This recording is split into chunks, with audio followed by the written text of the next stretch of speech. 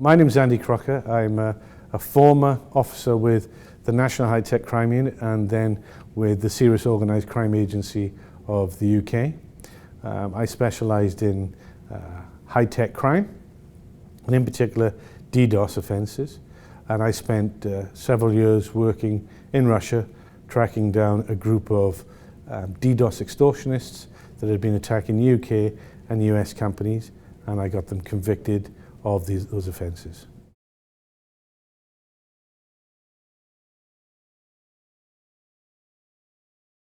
Not long after we'd arrested the group in Russia, I went to visit a couple of the offenders in prison whilst they were on remand. And I went to one of the local prisons down just outside a town called Saratov. And that prison was like something out of a Dickensian book. The walls were damp, there were bars on the window, there was no glass in the window. The guards had these huge Kavkaz dogs that frightened the living daylights out of me, never mind the prisoners. And when I saw Maxikov being brought out, his head was down, he had to keep his hands behind his back, he wasn't allowed to speak unless he was spoken to, and he was frog-marched everywhere. I suddenly realized the type of conditions these guys are going to have to put up with now for quite some time.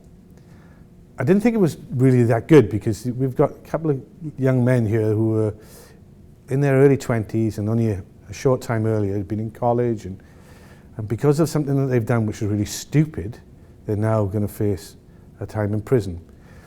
I knew that the remand was going to be for at least 12 months while we were waiting for the trial. So I offered them the chance of getting out of these prisons during the day at least. And I got them to come to my office in Moscow and teach me what they knew about DDoS. And remember, these guys were very, very proficient at carrying out DDoS attacks. So I wanted them to teach me what they knew, what motivated them, the type of things that they would look for in a target, the type of things they would look for in a target that would get them not to choose that target, but also where they were the most vulnerable when they were attacking and where they were the most powerful when they were attacking. Obviously, rather than choose the conditions they were living in, they chose to come to my office each day. By understanding what motivated them, by understanding the methods that they were looking into then and how they were going to progress their attacks, and understand where they're at their most vulnerable, where they're the weakest at doing their attacks, it enables us to better prepare to protect ourselves. DDoS is a distributed denial of service attack. And what that means is that the attack takes place from numerous different computers. So it could be a couple of hundred, it could be a couple of thousand, it could even be a couple of million computers that are all attacking a specific target. And what those computers do is they send as much data as they can towards the target to flood that target, to make it unable to cope, to use up all of its bandwidth, all of its computing power, so that in the end it gives up and crashes.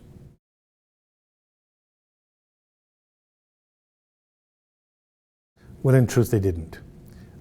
Most of the companies were totally unprepared for this type of attack. It was in its infancy. We hadn't seen it in the wild attacking companies like this in the past. Nobody, or very few companies, had a CISO in them days. It was down to the sysadmin guy to try and protect them, and they hadn't seen it before. They were pulling their hair out. They were stretched to their absolute limits and couldn't get their sites back up. They were losing money, they were losing their brand reputation, and they were losing customers, because customers wouldn't come back to that site if they couldn't get online. And then the worst thing was that after all that, after they'd been down for about a day, they'd get an email saying, pay us a large sum of money, $50,000, or you're going to stay offline and we won't let you back on. And that came from the attackers. Initially, they turned to law enforcement.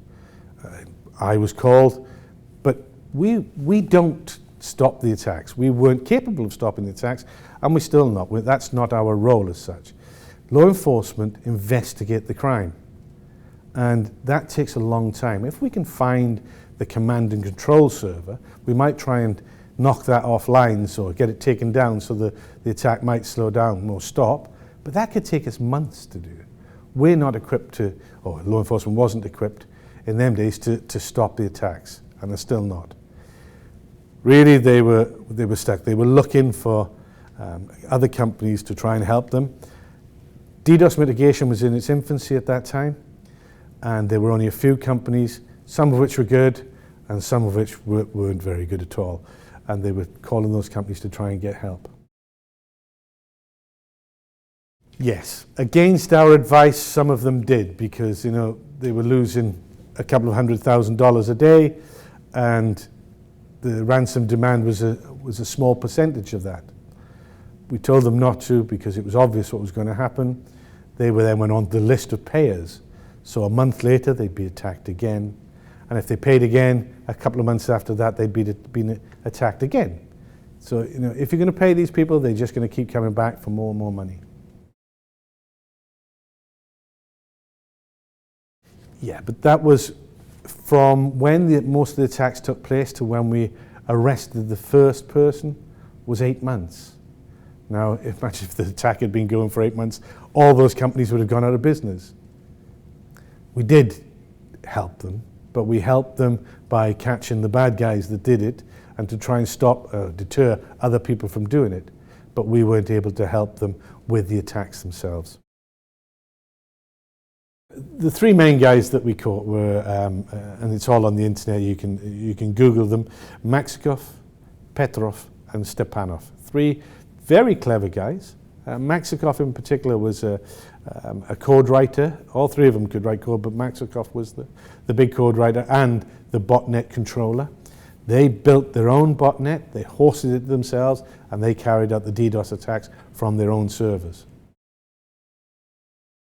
Yeah, I think just about every Russian criminal thinks that they're immune because they're in Russia, and that the Russian government would never allow British investigators to go there and arrest them. For starters, there's no extradition treaty between Russia. In fact, it's against Russian law to extradite a Russian citizen to another country. They don't allow it. So yes, they didn't expect to be, but we had great cooperation from the Russian government. I worked with a team of Russian investigators who were fantastic, very helpful, good friends of mine now, and we were successful in catching them. What they then thought was they'd never get convicted because nobody had been convicted of it before, especially in Russia. So it was very difficult because we had a trial that lasted almost 12 months, trying to explain to a judge who doesn't have previous knowledge of this thing. It's his first time he's heard about DDoS attacks and botnets. Trying to explain that to a judge and making sure that you're covering all the points of law for 11 months in Russian, in southern Russia, very difficult. They never thought we'd be able to convict them, but we did. Yes, they did. It was quite an interesting story. When I was interviewing Maxikov, we were going through a range of IP addresses. And he said, whenever I see that IP address, and I can't quote what that one was at this moment in time, he would say, we wouldn't be able to take that one down. We wouldn't attack it. The pipe to that target was too big. We could never fill it. Now, these guys at the time had quite large botnets, what was classed in those days as a large DDoS attack. It's a fraction of what the DDoS attack consists of today, but in that time it was classed as a large attack. Anyway, a few months later, I'm in the US interviewing Barrett Lyon because he had helped track down the guys in Russia by looking online and finding some of the places they were talking. And I was taking a statement from him, and I said, Maxikov explained to me that whenever he saw this IP address, he didn't bother attacking. Barrett started laughing, saying, actually that was my IP address. That was the IP address I was using to try and protect these companies. And with the DDoS mitigation that he had set up in them days, that was the system, and they couldn't break it. No, they weren't. They were one of the first groups, and they were probably the most prolific at that time. But during that era, during 2003, 2004, 2005, we saw the birth of the Russian Business Network. And they changed the goalposts for DDoS, because suddenly we had what's known as bulletproof hosting. And this was where you could have a server that was running the command and control system for a botnet, carrying out DDoS attacks, and you couldn't get it taken offline. It's known as bulletproof hosting. Also, they set up botnets, and they would hire these botnets out to individuals to be able to do DDoS attacks themselves. When we spoke about Maxikov just now, I said that the guy was a clever lad. He knew how to write the code to create a botnet. And the people that were doing the attacks during Maxikov's times knew what to do. But suddenly, as the Russian Business Network came on, it opened it up to what people now call script kiddies, to people who didn't have as much skill as the code writers to be able to carry out DDoS attacks. There's been a huge difference in the type of, for starters, the size of the attacks that we initially saw. We were looking at attacks that were taking companies offline within an hour of the attack starting, and we're told these are massive attacks. They're a fraction of the size of attacks that we're seeing today, a small fraction of it.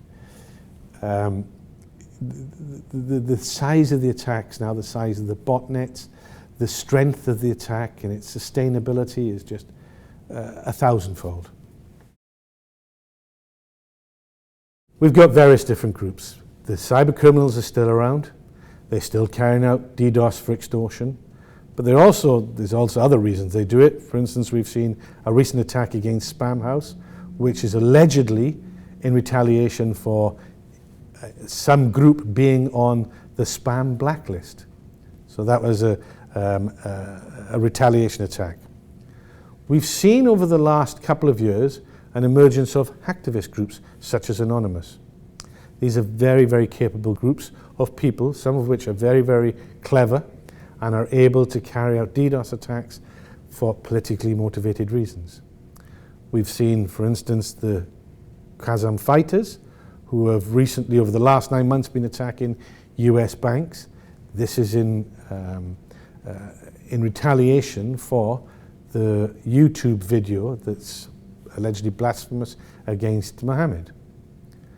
Then we've seen an even darker shift, which is state-sponsored attacks.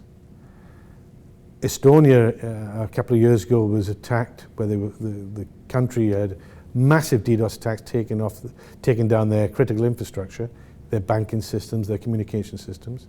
And it has been claimed by the Estonian government that that was a state-sponsored attack by Russia. So you can see we've got various different players have come to the forum now, all using DDoS attacks as a weapon of choice. Well, we've seen a wide variety of companies, and we've seen a wide variety of attackers. In the main, what we've seen over the last year or two is financial services, banks, online payment companies, government departments. But to be perfectly honest, it's anybody. It's anybody that's online. Any large corporation doesn't think they're at risk from being attacked by a DDoS attack is mistaken. I have seen the hacktivist groups put up lists of targets that have included ISPs, banks, telephone companies, mobile companies, government departments, and they get their teams to vote who they think they should attack. Now, anybody that's got an online presence, any company, any government department can be on that list, and if they vote for you to be attacked, they will attack you. The truth is they do use other forms of attack. We've seen recently companies having data theft by groups such as Anonymous, and then they post that data online. It's called doxing. However, DDoS is still their weapon of choice. It's a great weapon because the return on investment is fantastic. It's a small amount of effort for a great impact against the target. There are thousands of criminal forums online or forums online that are hosted by criminals that offer these services such as DDoS for hire, botnets for hire, purchasing of rootkits, they're available all over the internet. Criminal groups often use stolen credit card details to pay for their servers, so it doesn't cost them anything. Of course, they can only have the server until the leasing company realized that it's a stolen credit card, but they have it for a month or two before they normally found out. Then the hacktivist groups, that's normally, members of the group will donate services, possibly somebody's got a server here, a bit of bandwidth here and there that they can let them out. So although it could be expensive, quite often it doesn't cost them a lot of money. No, not at all. Some of them employ totally different systems. In fact, some of them that are currently available are technology from 6, 7 years ago, or 10 years ago in some cases. And some of them are just not fit for purpose anymore, because the one thing about DDoS and cybercrime in general is that it's very dynamic. It changes constantly. And if you're relying on a system that was invented 10 years ago to still protect you, then that's fraught with danger. We need to be looking at services that are developed for today's type of attack and for tomorrow's attack.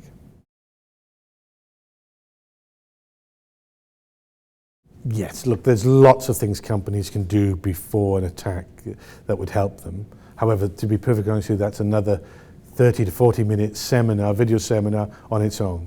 The best thing I can say in this short clip is that be prepared to be attacked.